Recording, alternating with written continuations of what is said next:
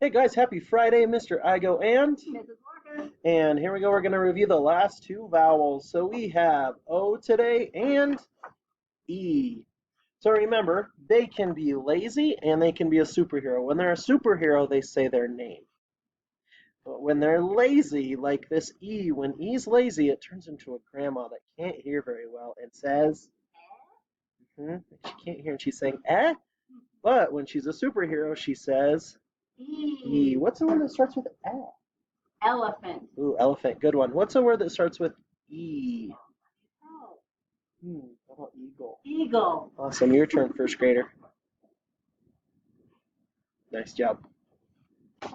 And now we have the letter O. When O's lazy, goes to the doctor and says, so open your mouth and say, ah.